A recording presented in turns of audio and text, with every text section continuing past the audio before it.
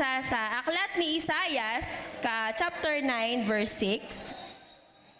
Sabi po dyan, sige po, "For to us a child is born, to us a son is given.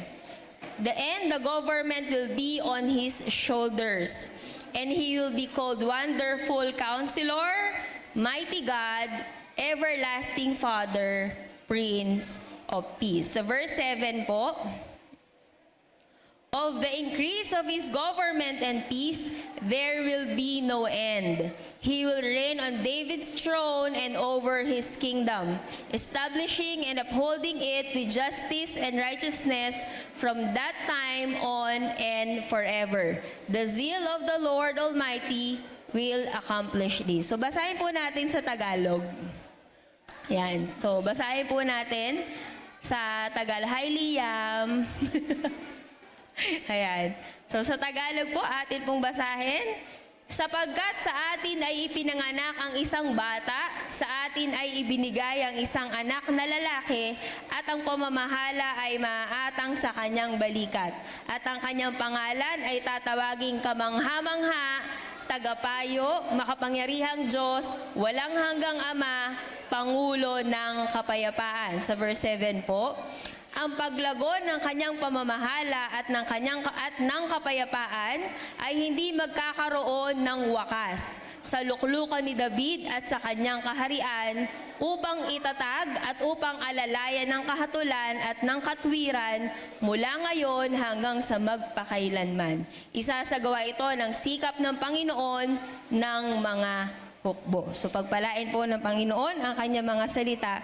So nalalaman po natin na sa tuwing tayo po ay sasapit sa araw ng Kapaskuhan, alam po natin na meron pong isang bata, madalas po ang pagkauna po natin ay sanggol, pero ito po ay bata na pinanganak sa sabsaban.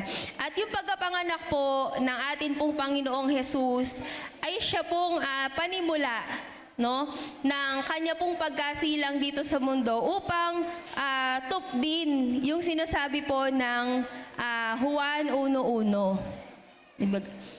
In the beginning was the Word, and the Word was God, and the Word was God. Yung flesh po, yung sa John 1:1, pag binasa po natin, siya po yung katuparan ng salita ng Panginoon para po sa atin.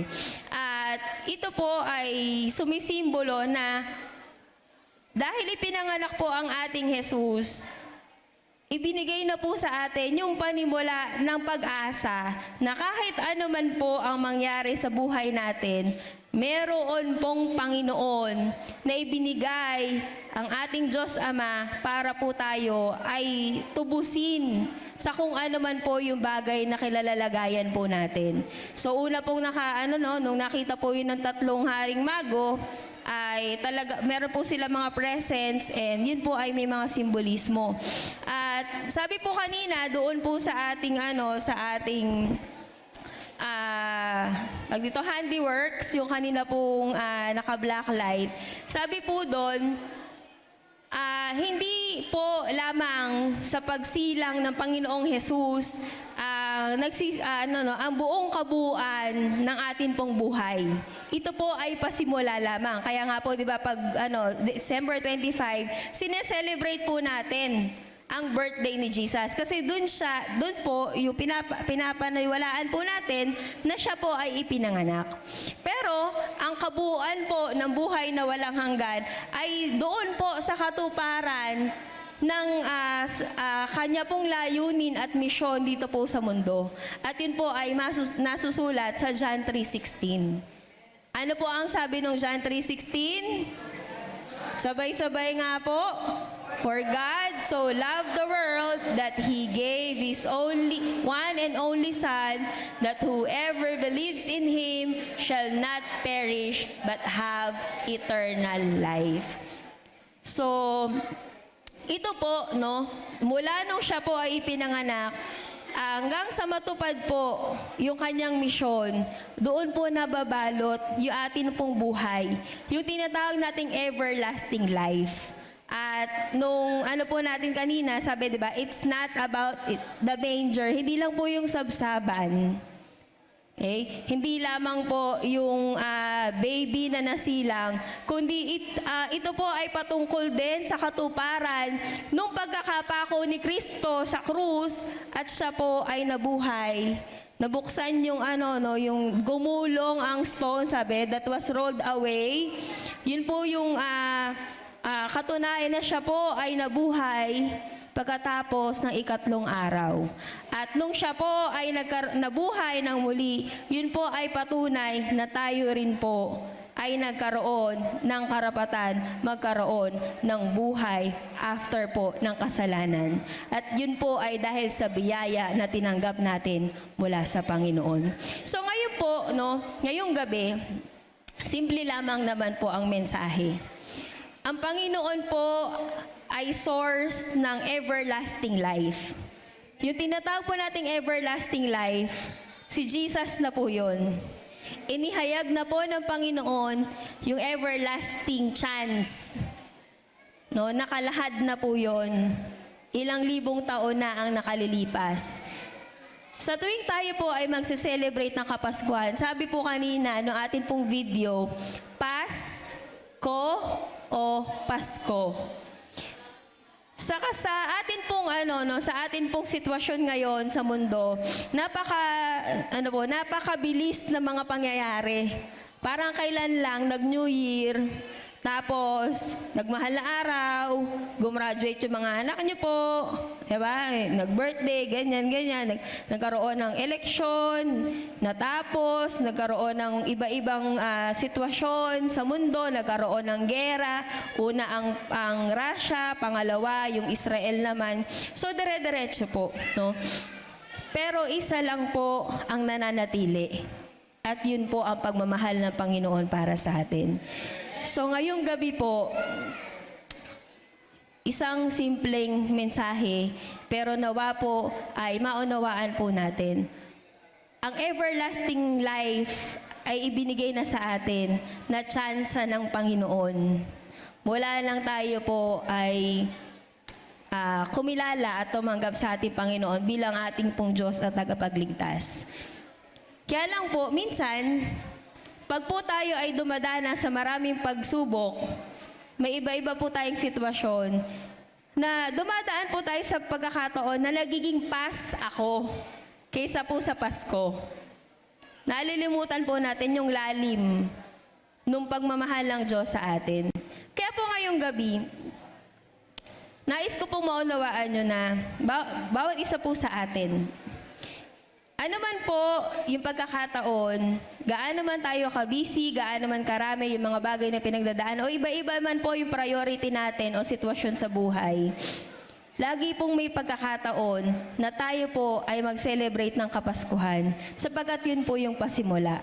And after po nung celebration ng panimula na yun, isabay na rin po natin yung selebrasyon na tayo po ay may buhay na walang hanggan kasama ang Panginoong Yesus. Ngayon pong gabi, sino po dito ang naniniwala na siya ay anak ng Diyos?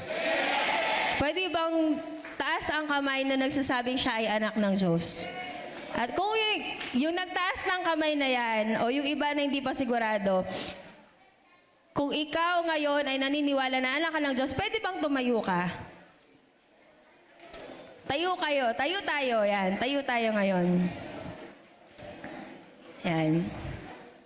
Kung naniniwala ka na ikaw ay anak ng Diyos,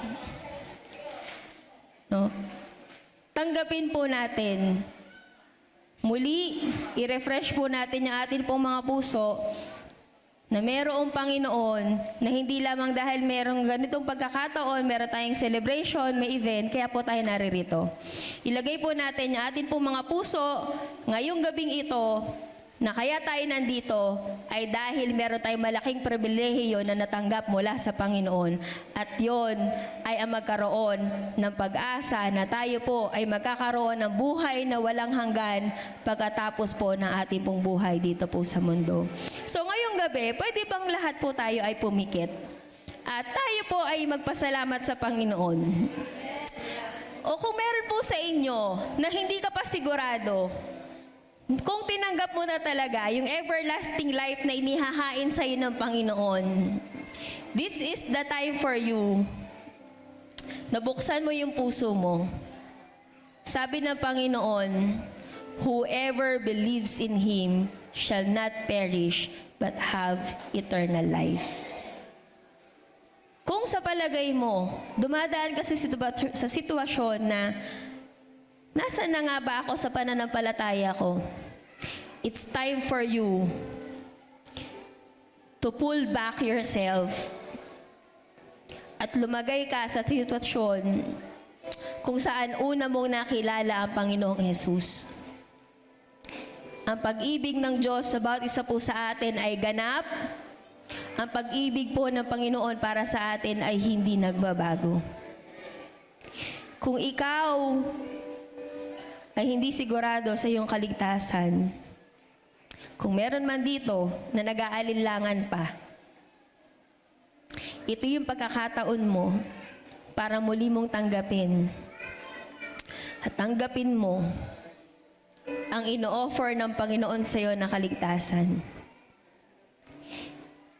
Kahit na andyan ka o saan ka mang parte ng simbahang ito ngayon, kung saan ka man nakatayo o ikaw ba ay nakaupo, inaanyayahan kita na sumunod sa panalangin, nagpagtanggap at pagkilala sa biyaya ng Diyos sa iyong buhay ngayong gabi.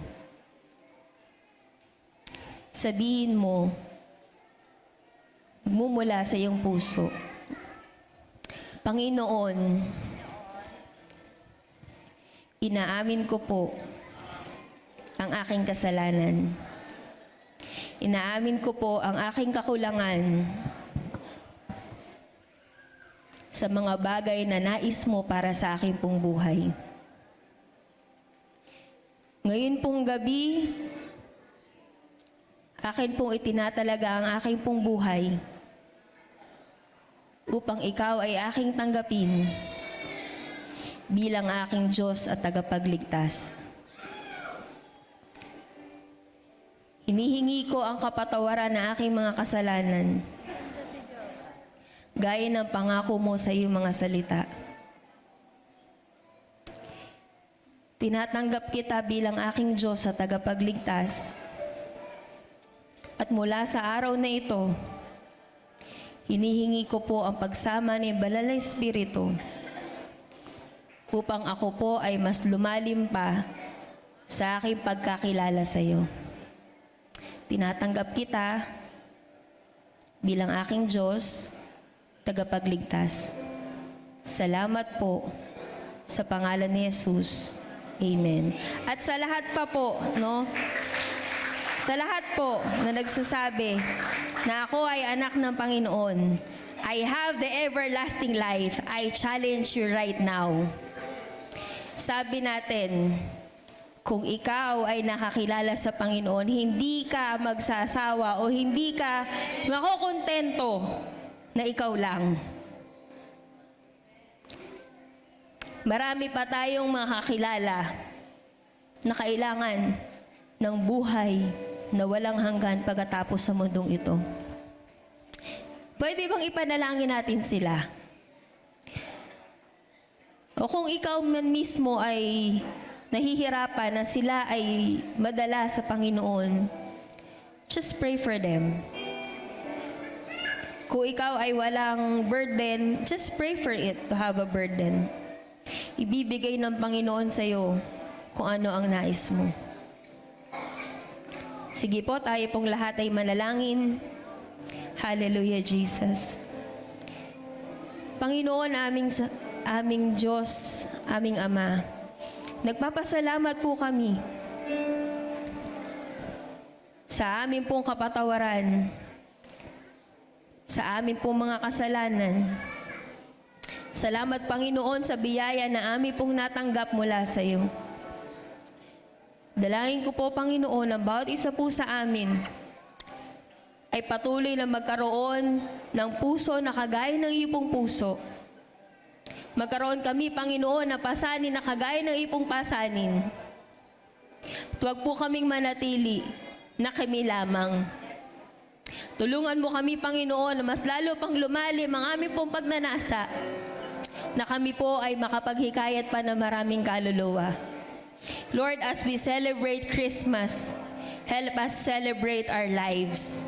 Help us celebrate, Lord, the forgiveness that we encountered in you. Help us celebrate the grace that we receive from you by reaching out other people.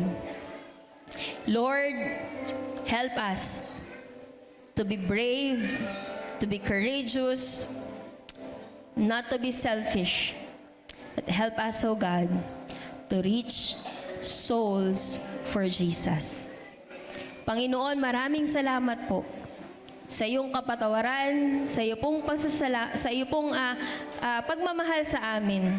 At salamat po sa patuloy na pribilehiyo na kami po ay makapag-celebrate ng Kapaskuhan kasama ka at kasama po na aming pong pamilya.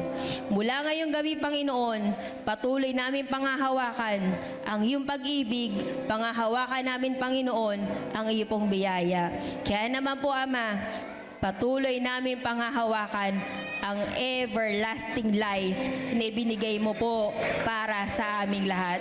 Panginoon, sa iyo po ang kapurihan, sa iyo po ang papuri, sa iyo ang pasasalamat, sa iyo ang pagdakila aming Panginoon.